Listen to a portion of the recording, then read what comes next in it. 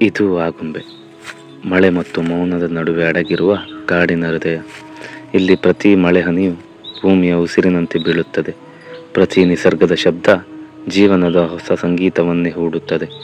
ಈ ಮಳೆಕಾಡು ಕೇವಲ ಪ್ರಕೃತಿಯಲ್ಲ, ಇದು ಕಾಲದ ಪುಸ್ತಕ. ಹಳೆಯ ಮರಗಳ ಮೇಲೆ ಬರೆದಿರುವ ಕಥೆಗಳು, ಹಾವುಗಳ ನಡುಕದ ಧ್ವನಿಯಲ್ಲೇ ಪ್ರಕೃತಿಯ ಪಾಠ ಇದೆ. ಆಗುಂಬೆಯ ಸೂರ್ಯಾಸ್ತವನ್ನು ನೋಡಲು ಸಮಯ ನಿಂತಂತೆ ಆಗುತ್ತದೆ. ಸೂರ್ಯ ಹೋದರೂ ಕತ್ತಲೆ ಬರುವುದಿಲ್ಲ, ಬೆಳಕಿನ ನೆನಪು ಮಾತ್ರ ಉಳಿಯುತ್ತದೆ. ಇಲ್ಲಿ ಪ್ರತಿ ಜೀವ ಒಂದು ಅಚ್ಚರಿ. ಕಿಂಗ್ ಕೋಬ್ರಾದಿಂದ ಕಿತ್ತಳೆ ಬಣ್ಣದ ಹಕ್ಕಿಗಳವರೆಗೂ ಎಲ್ಲರೂ ಪ್ರಕೃತಿಯ ರಂಗಭೂಮಿಯ ಕಲಾವಿದರು. ಈ ಕಾಡಿನ ಮಧ್ಯದಲ್ಲಿ ಜೀವಿಸುವ ಜನರು ಪ್ರಕೃತಿಯ ಮಕ್ಕಳಂತೆ. ಅವರ ನಗು ಮಳೆಯಂತೆ, ನಿಧಾನ ಆದರೆ ಸಾರ್ಥಕ. ಆಗುಂಬೆ ಕೇವಲ ಒಂದು ಸ್ಥಳವಲ್ಲ, ಅದು ಮನಸ್ಸಿನ ಆಳದಲ್ಲಿನ ಮೌನದ ಪ್ರತಿಬಿಂಬ.